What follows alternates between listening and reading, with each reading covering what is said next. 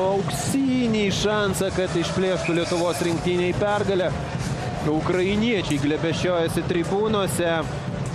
Turbūt ekrane šmėkšoja ir šios komandos nariai. Nekalbu jau apie sirgalius. Jeigu daugiau įvarčių per pagrindinį laiką nepamatysime, tai reikš, kad Ukrainos rinktinė po metų pertraukos grįžta į pirmojo diviziono A grupę, kurios varžybos šiandien prasidėjo Katovicuose, Lenkijoje. Jau sužaistos kelios rungtynės. Būtų smagu, kad Lietuvos rinktinė atsidurtų slovėnų, lenkų, japonų kompanijoje kitais metais, bet tam reikalingas jau stebuklas. Laiko visiškai mažai, o įvartis reikalingas. Bent jau ginčas varžovų zonoje. Penkiese Lietuvos ledo ritulininkai pasirodė aikštėje, pralaimėjo ginčą.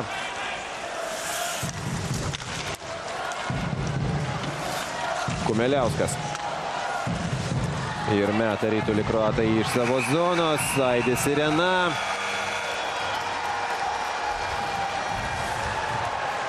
Džiaugsmo šypsena Mindaugo Kiero veide. Na, jam tai skųstis teks. Peiliukai jau turbūt paruošti, laukia viešbutyje vonios kambaryje. Ukrainiečiai triumfuoja tuo tarpu tribūnoje.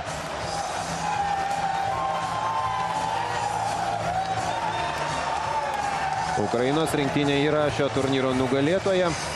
Berndas Hakė stengiasi išlikti ramus, bet panašu, jog ir jis nėra pats nelaimingiausias žmogus pasaulyje. Bent jau tiek tai tikrai. Na, žinoma, pagal tos lūkesčius, kurie buvo prieš pasaulio čempionatą, trečia vieta yra gėris. Yra puikus laimikis, bet bosai, norėjusi tai daugiau. Ir manau, pats Arnoldas sapnuos tą momentą ateinančią naktį. Apsikabinęs bronzos medalį. Prisimins, kaip jis galėjo išplėšti Lietuvos rinktiniai kelialapį į pirmojo diviziono A grupę. Na, aišku, pragmatikai gali pasakyti, gali paklausti, o ką ten veiktų Lietuvos rinktinė, jeigu ten žaidžia tokie bizonai kaip slovėnai, austrai, lenkai, kurie olimpinėje atrankoje triuškino Lietuvos rinktinę prieš porą mėnesių rezultatu 9-0.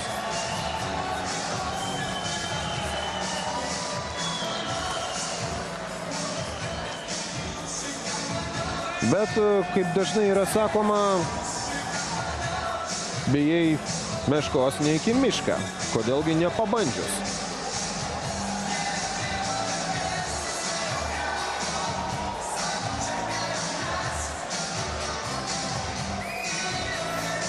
Bet dabar jau tenka atsisveikinti su svajone apie pirmą vietą šiame turnyre. Pasidžiaugti medaliais ir pažiūrėti, kuo baigsis akistata su Kroatija, nors šis pratęsimas neturi apskritai jokios reikšmės. Kroatai bet kokiu atveju lieka 4. vietoje. Estai beje išsaugojo vietą pirmojo diviziono B grupėje. Jie šiandien paskutinėse rungtynėse, lemiamose rungtynėse savo įveikė Rumunijos komandą rezultatu 3-0.